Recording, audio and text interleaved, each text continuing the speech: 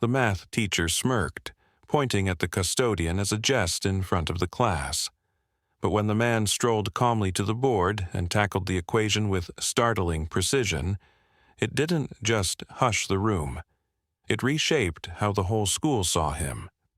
It was third period on a Tuesday at Lincoln High in South Bend, Indiana. The kind of day where kids eyed the clock more than their notes. Mr. Callahan, the calculus teacher, was known for his biting wit and short patience. Callahan wasn't loved, but he wasn't despised either, just tolerated. The classroom felt stale, with formulas scrawled across the whiteboard. The air carried a hint of chalk dust and old gym shoes. Phones hid beneath desks, some students pretending to listen, others gazing outside. Then something shifted the mood like a sudden breeze. As Callahan jotted another integral, a soft squeak came from the hall. The custodian was there, sweeping nearby with his usual steady pace, unnoticed until Callahan paused mid-lecture, glanced over, and grinned faintly. Without warning, Callahan turned to the class, gesturing toward the door. "Hey, look who's here. Mr. Thompson, think you can crack this one?" He tapped the board with his pen, like a game show host tossing out a dare. Laughter rippled, not loud, but the uneasy kind that makes you squirm. Callahan's smirk widened. "Come on, James, you always seem deep in thought." The room buzzed as eyes turned to the hallway where the custodian stood, broom in hand, unfazed by the spotlight. James Thompson, the 48-year-old custodian, wore his usual navy blue uniform, worn but neat, with J. Thompson stitched on the pocket. He didn't flinch or frown, just met Callahan's gaze, then stepped inside. Setting his broom against the wall, he moved forward. A few kids sat up, expecting a quip or quick exit, but James didn't waver. "Mind if I try?" he asked coolly, nodding at the board. Callahan's eyebrows shot up. "Be my guest." Whispers spread. "Is he for real?" as James reached for the marker. James studied the equation, his pause not from doubt but focus, like someone tracing a well-worn path. No theatrics, just steady thought. He began writing, each stroke deliberate. The room grew quiet, save for the marker's faint squeak, and a desk creaking as someone leaned in. Callahan folded his arms, watching closely, his smirk fading. A phone slipped out to record. "He's actually doing it," a girl muttered.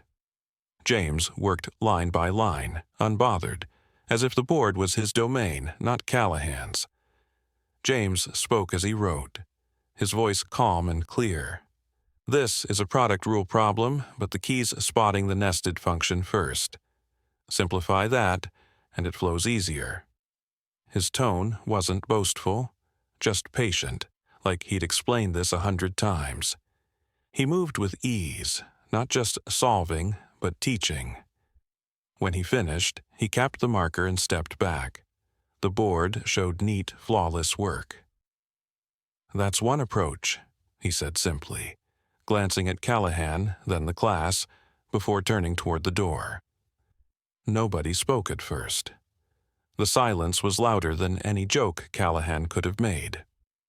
James grabbed his broom, nodding politely as he stepped out.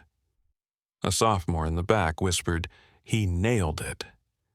Callahan's jaw twitched, his usual quip absent. For a moment, the room felt frozen, like time itself had tripped. James was halfway down the hall when a voice broke through, loud, stunned. Wait, he just did that without a calculator? It was Mia Carter, a junior who rarely spoke up, eyes wide. Mia's words hung in the air, pulling everyone back to reality. The class felt like it had stumbled into something bigger than a math problem. James Thompson, Mr. Thompson to most, was nearly out of sight when another kid, Ethan Brooks, blurted, "That was insane." Ethan, a senior who only piped up about sports, stared at the board like it might vanish. Callahan cleared his throat, voice flat. Well, he got it right. But something else lingered in his tone, unease, maybe even respect, though he'd never admit it. James kept walking, broom bristles whispering against the tiles. A few kids laughed, not mocking, but releasing the tension. "I worked with numbers years ago," James said over his shoulder, shrugging lightly. "They stick with you."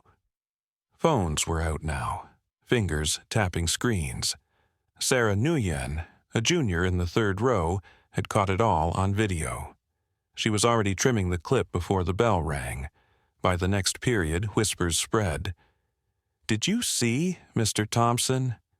Callahan looked like he saw a ghost. The video hit social media by lunch. First Snapchat, then TikTok. It wasn't fancy, just a wobbly shot of James's hands gliding across the board, with a voice hissing, "Yo, he's crushing it." The caption read, "Our custodian just outdid the math teacher." Kids snickered in the halls, some gaped.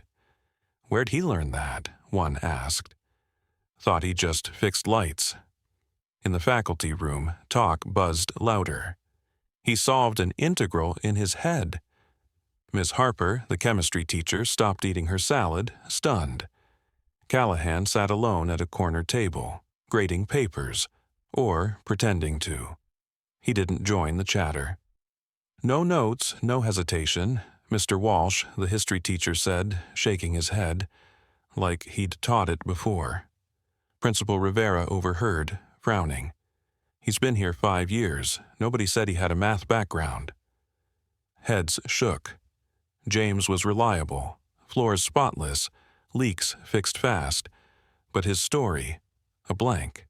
He arrived early, left late, and blended into the school's rhythm, unnoticed until now. By afternoon, the halls hummed with James's name. A group of kids lingered near the supply closet, not for spilled soda or lost keys. They wanted to talk. A freshman, clutching an algebra book, asked, "Mr. Thompson, do you help with math?" James paused, surprised. "Haven't in years," he said, but his tone wasn't dismissive. "That was awesome," the kid pressed. James gave a small smile, almost shy. In second period, Callahan's edge was duller. He taught without his usual jabs, eyes fixed on the board. Nobody said it aloud, but the shift was clear. Callahan skipped his usual sarcasm, his voice quieter. After class, Ethan approached him. "Mr. Thompson used that trick you taught us last month, right? The product rule?" Callahan nodded, curt. "That's right." Ethan hesitated. He explained it clearer, though. Callahan's face tightened, but he said nothing. What hit harder wasn't James's math. It was what he said as he left. He wasn't trying to show off. He was just being himself, and that stung more. James hadn't meant to steal the spotlight. Attention made him uneasy. Always had since he was younger. When kids started lingering near his closet, asking questions, or teachers gave him curious glances, he felt exposed. He kept to his routine, restocking soap, scrubbing cafeteria tables, tightening loose door hinges, but the air had changed. People watched him differently, like they were piecing together a puzzle they hadn't noticed before. It wasn't just interest, it was awe, maybe guilt, and it left him off balance. That afternoon, Principal Rivera called James to the office. He walked in, still in his work gloves, uniform slightly dusty from cleaning under library shelves. He took off his cap, a quiet gesture of respect. Rivera leaned forward. "James, can I ask, any background in teaching or math?" James paused, eyes dropping briefly, like he was brushing off an old memory. "I studied at Purdue," he said softly. "Civil engineering, full scholarship." Rivera blinked, stunned. "For real?" James nodded, his voice steady but guarded. James looked away for a moment, then spoke. "Grew up in Fort Wayne. Loved figuring out how things fit together. Bridges, machines, anything I could sketch. My dad, Marcus, raised me and my brother alone. Worked double shifts at a steel mill but never missed my science fairs. He said school was the ticket out. Rivera listened, motionless. Purdue was my shot, James continued. Freshman year I was tutoring upperclassmen. Professors knew my name. Then life hit hard and things unraveled. His words carried weight, no drama. Rivera leaned back, processing. What happened?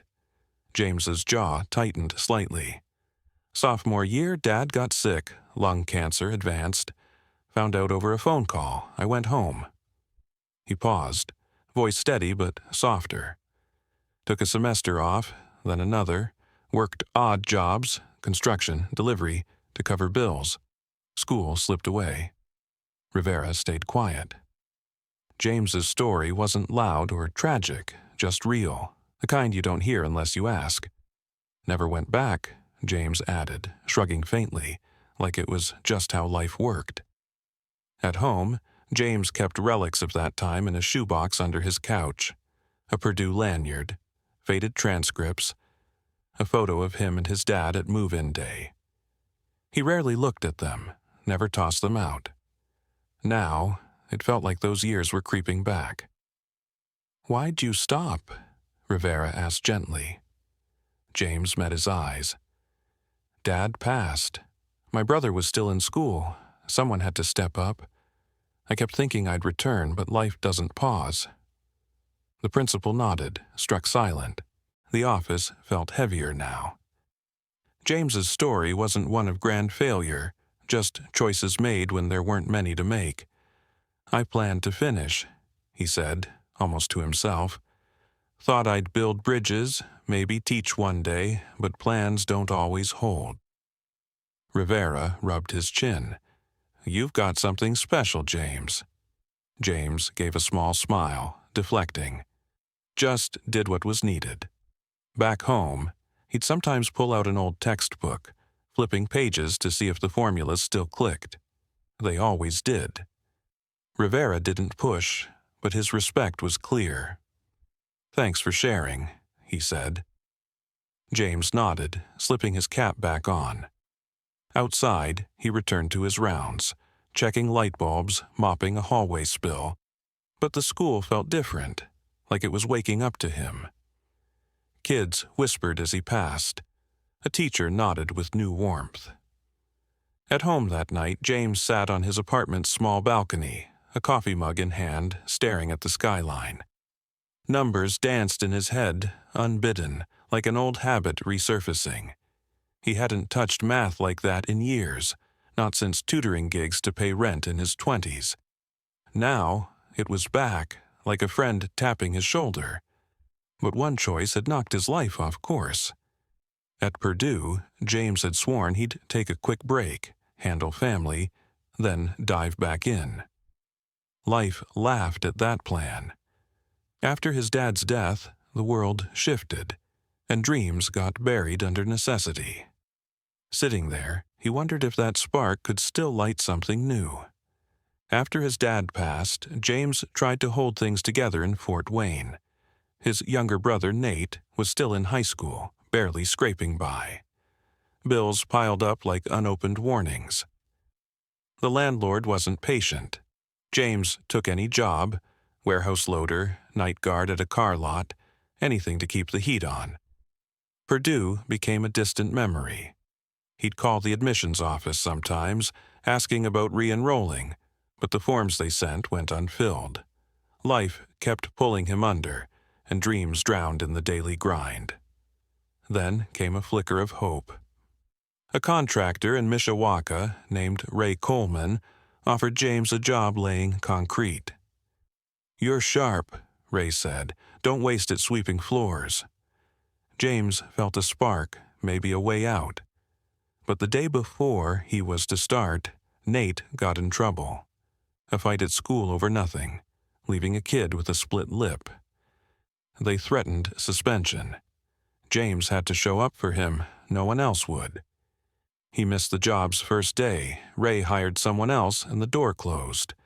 That was the breaking point. James stopped chasing what could have been. He turned to stability, jobs that paid enough to survive. Years blurred, town to town, gig to gig. He never caused trouble, never drew attention, just kept moving. By his late 30s, he landed in South Bend, not looking for a fresh start, just a steady check. Lincoln High offered benefits, quiet summers. He took the custodian job without hesitation. It was simple: clean floors, fix leaks, stay invisible. That suited him fine, or so he thought. The work grew on him in its own way, predictable, honest. Kids ignored him, teachers nodded politely. He didn't need friends or recognition. He'd slip in before dawn, leave after the last bell, making sure the school ran smoothly. But math never left him. Passing a classroom, he'd glimpse an equation on the board and solve it in his head, quick as a reflex. At home, he'd pull out a worn calculus book, hidden behind canned goods, testing himself. The answers always came, sharp as ever.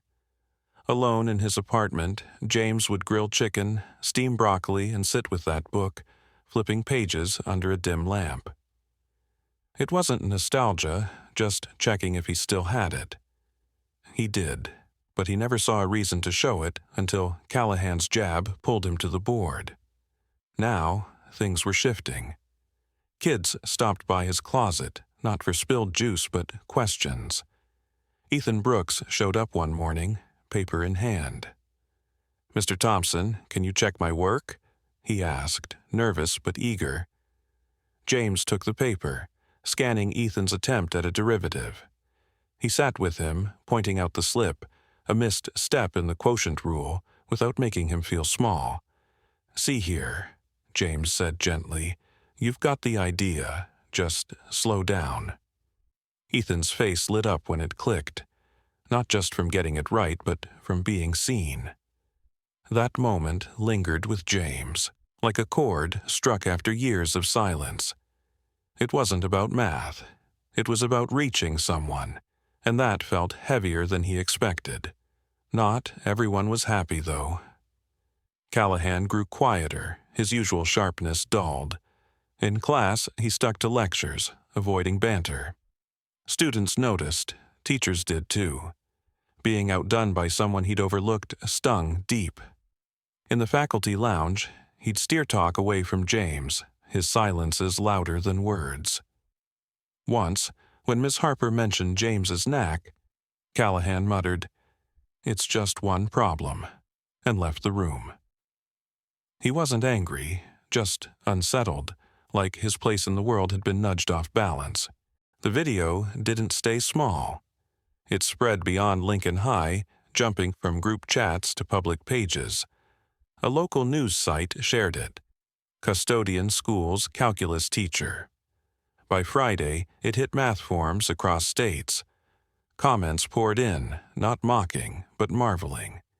"Cleaner explanation than my prof," one read. "Give this guy a lecture hall." James had no clue. He didn't own a smartphone, just a beat-up flip phone for calls. Monday, he started his day unclogging a sink, same as always, unaware of the buzz. But the school felt different. Teachers paused mid-conversation when James passed. Kids gave him quick nods, some grinning like they shared a secret. "Hey, Mr. Thompson," a girl called outside the gym. "You're kind of famous." He chuckled, brushing it off. "Don't trust everything online." Turning the corner, he found Ethan with two friends, one clutching a math book, a problem circled in blue. "Can you help us with this?" Ethan asked. James blinked, caught off guard. "Got a free period?" They grinned. "We'll make time." Right there, in a hallway lined with posters and lockers, James crouched with the trio, breaking down a tricky integral. He didn't lecture, just talked, step by step, like they were puzzling it out together. A passing teacher slowed, watching. No one filmed this time, but it didn't need capturing. Something real was happening. Back in the office, Rivera was on a call with the district. "Yes, James Thompson. 5 years with us. No, not a teacher, custodian." He paused. "Overlooked? That's one way to put it." In the faculty lounge, Callahan got an email, a parent forwarding the viral clip with a note. "Thought you'd find this interesting." He shut his laptop without clicking. His jaw was tight, but he said nothing. Across town, James kept working, replacing a flickering bulb, sweeping the cafeteria, oblivious to the online storm. Later, Rivera called him in. "The board's curious," he said, smiling faintly. "They're asking if you'd run a math club after school, small, informal." James shifted, uneasy. "Me? I'm just the guy with the mop." Rivera leaned forward. "You're more than that, and you know it. It'd be paid, not instead of your job, just extra. Sharing what you've got." James rubbed his neck, calluses rough against his skin. "Haven't taught in forever," he said, voice low. "You never stopped understanding," Rivera countered. James met his eyes. No pressure there, just trust. "I'll think it over," he said finally. That night he sat at his kitchen table, staring at the Purdue lanyard he'd dug out, its frayed edges a reminder of roads not taken. He pulled the shoebox from under the couch, spreading its contents: transcripts, a photo with his dad, a dog-eared notebook of old problems. The paper was brittle, but the math was alive, unchanged. He didn't care about the video or likes. He wasn't on social media. But the kids' faces, their questions, stuck with him. Knowing he could still spark something meant more than he'd admit. He traced a formula with his finger, lost in thought, wondering if he could step back into a world he'd left behind. The school started changing. Kids who'd rushed past James now said, "Morning, Mr. Thompson." Some slipped him homework questions between classes.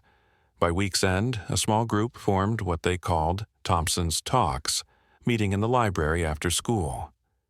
Notebooks open, they leaned in as James unpacked equations with a clarity that surprised them. Miss Harper stopped by, watching quietly. "You're a natural," she told him later. James shrugged, but her words landed. Not everyone was thrilled, though. Callahan's silence grew heavier, his discomfort plain to anyone watching. Most teachers backed James.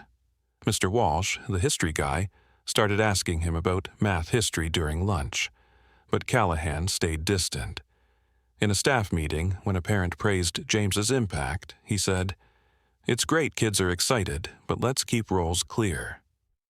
It sounded reasonable, but the edge was there. Rivera didn't let it slide. He pulled Callahan aside later. "I get it, it stings," he said. "But James isn't stealing your shine, he's lifting them up." Callahan nodded stiffly, but the tension lingered like static. James didn't want a spotlight. He kept his routine, fixing squeaky doors, restocking paper towels. But Rivera offered a small stipend for the library sessions, and he took it, not for cash, but because it felt right. He started carrying a worn binder, handwritten problems, blank sheets for kids to try.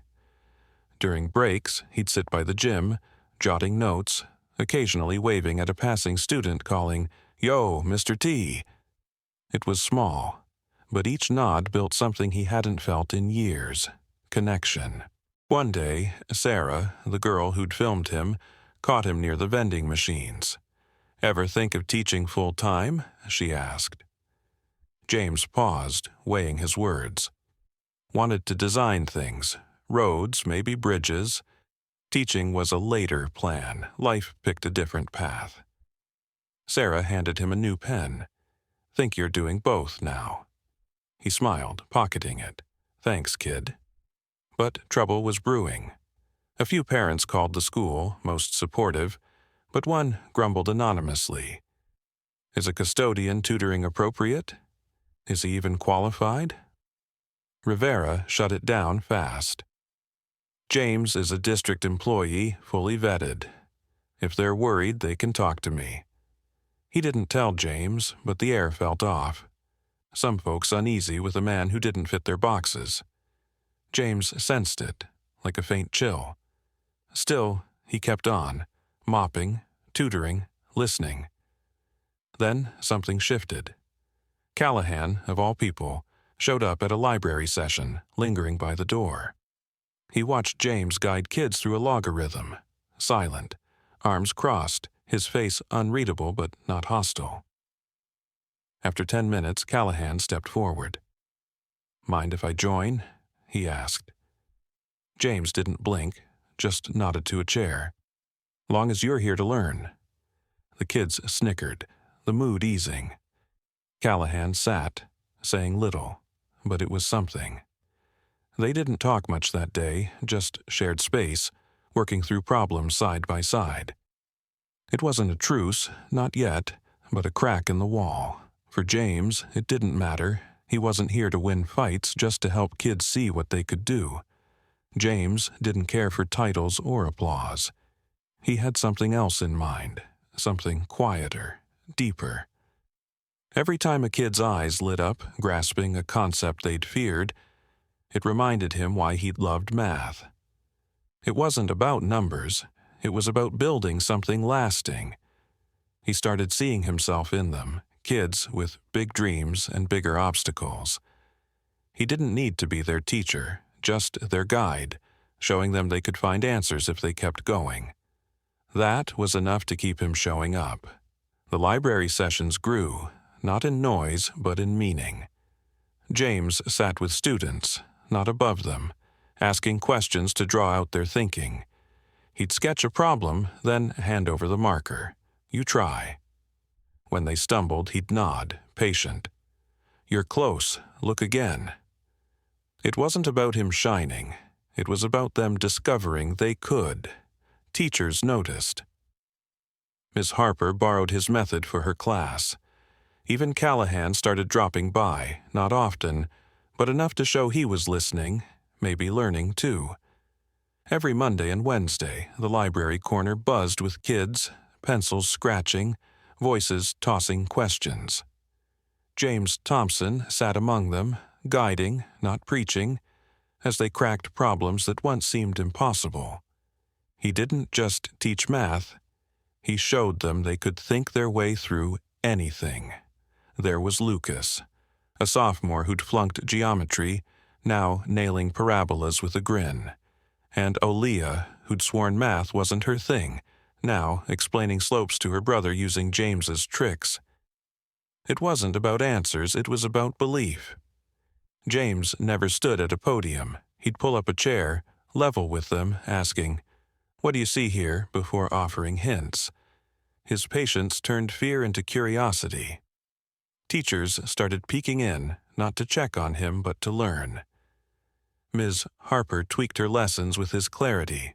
Coach Daniels asked James to prep a summer math camp. Even Callahan showed up sometimes, slipping in quietly, tossing out a tough problem or a nod to a kid's effort. His sharp edges were softening, bit by bit. One session, Callahan stayed late, staring at the board after the kids left. "I thought teaching was about authority," he said, almost to himself. James didn't interrupt. "You've shown me it's about showing up right." James shrugged. "We all get lost sometimes." No grudges, no need for them. Principal Rivera called him in weeks later, pitching an official class, non-credit, just a confidence booster. "There's paperwork," Rivera warned, "but we'd make it work." James paused, then shook his head. "I like it simple, kids choosing to come." Rivera smiled. "However you want it, we've got your back." Oh, word spread past South Bend. A reporter came, notepad ready, but James kept it brief. "I'm just helping them find what's already there," he said, no flair, no sob story.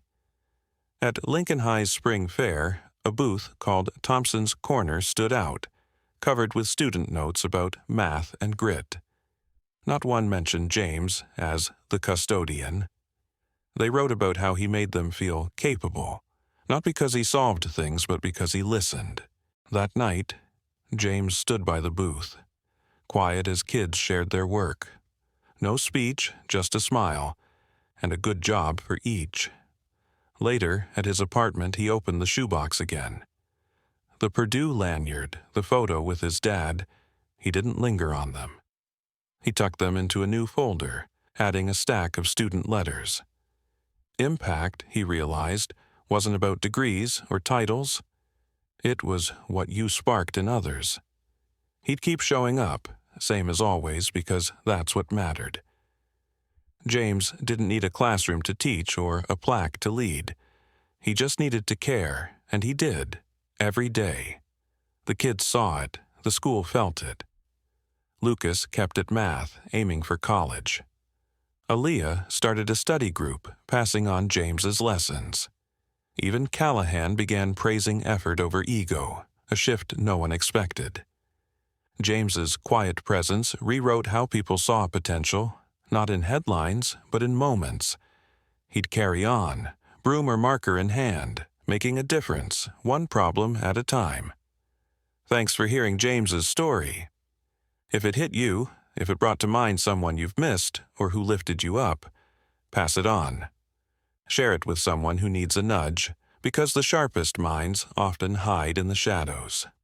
The air in Lincoln High still hums with the echo of James Thompson's marker on that whiteboard, a moment that cracked open the ordinary to reveal something extraordinary. From a South Bend hallway, where chalk dust clung to worn sneakers, James, a 48-year-old custodian in a faded Navy uniform, rewrote his story and ours. 2 lessons rise from his quiet triumph, sharp as the equations he solved. First, potential hides in plain sight, often buried under routine. James wasn't just the guy mopping floors 40 hours a week. He was a Purdue scholar who once sketched bridges in dorm rooms 500 miles away. When Mr. Callahan's smirk pulled him to the board, James didn't flinch. His steady hand carved a product rule solution in under 3 minutes, silencing a classroom 30 feet wide. Kids like Ethan Brooks, who'd barely glanced at him before, saw it. Talent doesn't need a title. It waits like a spark under ash, ready to blaze when given a chance. We pass people every day, at gas stations and checkout lines, never knowing the brilliance they carry. James teaches us to look closer, to question what we assume. Second, impact outlives applause. James didn't chase TikTok views, his flip phone couldn't even load the app. Yet, in that 20 by 20 foot library corner, he built something lasting.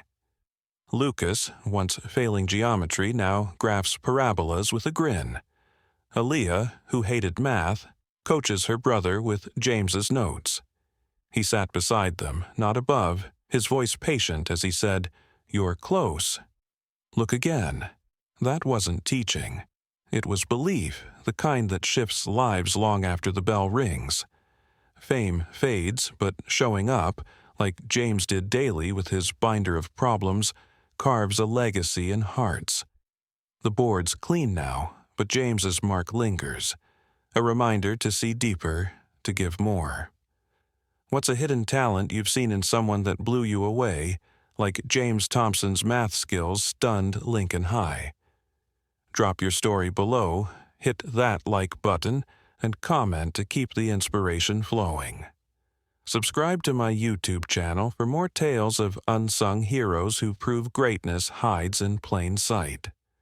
Join us to uncover the value in every moment. Your next favorite story's just a click away.